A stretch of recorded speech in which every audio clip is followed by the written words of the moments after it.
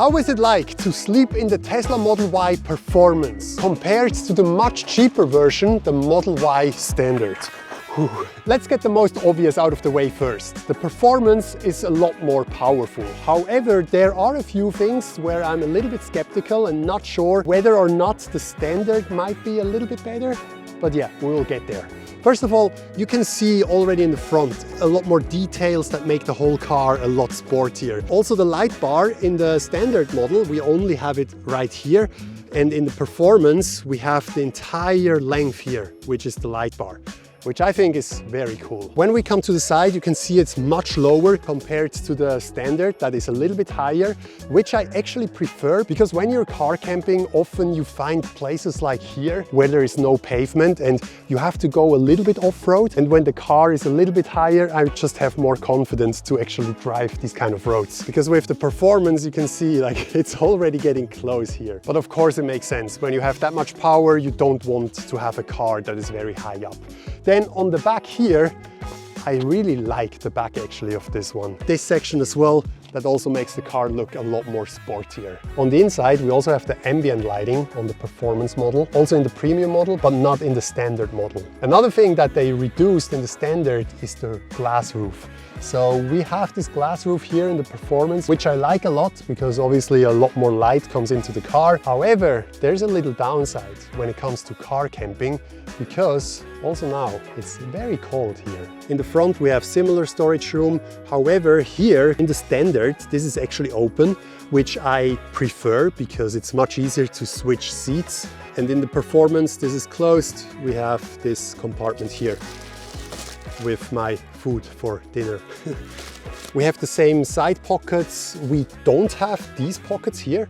I thought that's only the case on the Standard, but it seems like that on the Performance we also don't have pockets here. We have a rear screen, but I think that doesn't really matter for car camping anyway. I'll show you why when we set up the bed. In the back, it actually looks quite similar to the Standard. We also have this compartment here, also here. That's a great storage room for clothes, for example. And then we have the side pockets. Then in the front, that's actually a big difference. So the frunk in the Performance is actually bigger. And I would even say it's quite a lot bigger than in the Standard. I mean, it barely fits. This is the Tesla bed, which is the same size that fits in the Standard and in the Performance. So it fits in both models. We will set it up later. Overall, the frunk is much nicer in the Performance model. There's actually something I just noticed right now. So in the Standard, the hood is a little bit heavier, which means you can just drop the hood and it will close. However, not on the Performance. When it comes to setting up the beds, there's something that is a little bit different in the Performance because it has those buttons here to move the second row. So I always say to move the passenger and driver seat forward first to get more room to fold down the second row. So in the Standard, you have to pull here and you have to do it manually. I even need two hands for this. Yeah, like this. So. However, because we have those buttons, it will actually automatically move those seats forward before folding down those seats. Some of you were pointing that out last time. However, there's an issue with that. Let me show you. So we can simply click that button here and this one, it will fold down. You can also see they're moving forward, so we have room, but then they move back. Did you see that? Let me do it again. Both seats, they move forward. So we have room here and then they come back again. So that's why we have buttons here on the side to move them forward. It's not the case in the Standard. They have removed those buttons. So in the Standard, you can only do it on the screen. I usually create a driver profile so I can save this position. And then I just clicked on the driver profile, which I named bedtime, and then it will automatically move forward. And this actually looks exactly the same as in the Standard. It's also not completely flat. It goes a little bit up. I just prefer that when you park somewhere and it's a little bit slanted, that the front, no, wait, the other way around. So that the back is a little bit higher because then it evens out. Now everything is ready to blow up the air mattress. You can simply plug that in and the magic will start.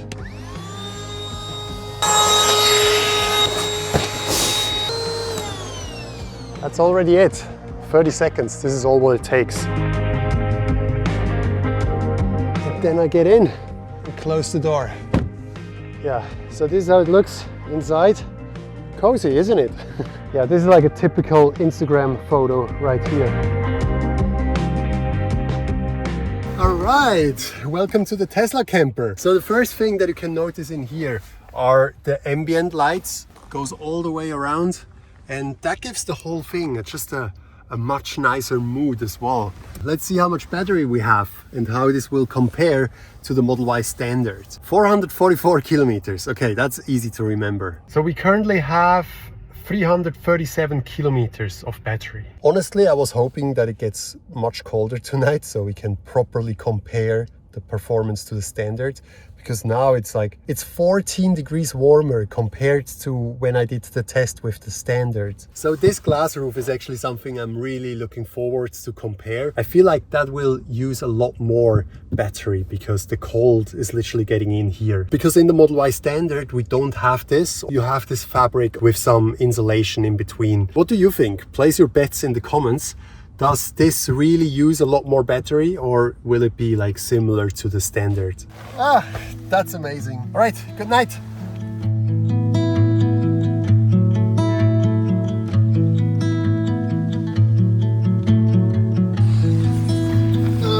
Good morning.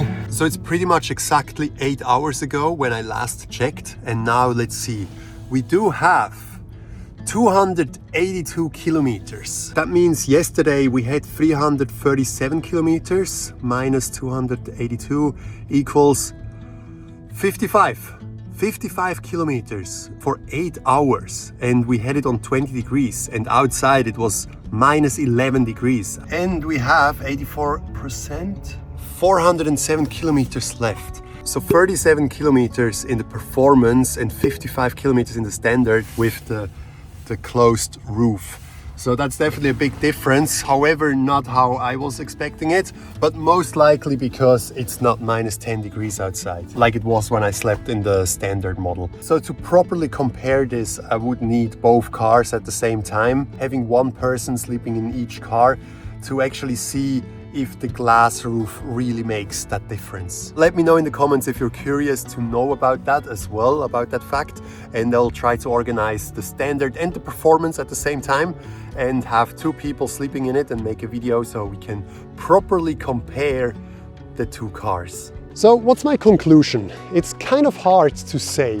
I prefer the look of the performance, for sure. I just like the sportier look, then of course the power. However, the fact that this one is much lower on the ground is a downside for me, because I often drive off-road when I try to find good camp spots. However, the price of the performance is like 50% more than for the standard, which is a lot. So if you do like power, like I do, I would definitely go for the performance. However, if you don't need that much power, the Model Y standard is definitely going to be enough as well. And when it comes to car camping, in my opinion, it's even a little bit better. For the reason because you save a little bit more battery at night because it doesn't have the glass roof. Then also you have a little bit more ground clearance, which definitely helps you to find better camp spots, and you don't need to worry that much to scratch something underneath. And something that I'm a big fan of actually is it doesn't have this middle console, so you have more room here as well. Let me know in the comments, what are your pros and cons? Would you go for the performance, or is the standard enough for you? Then also YouTube thinks you like one of those two videos, so either watch one of those or maybe just turn off YouTube completely and go car camping maybe. Yeah, I'll see you next week. Bye bye.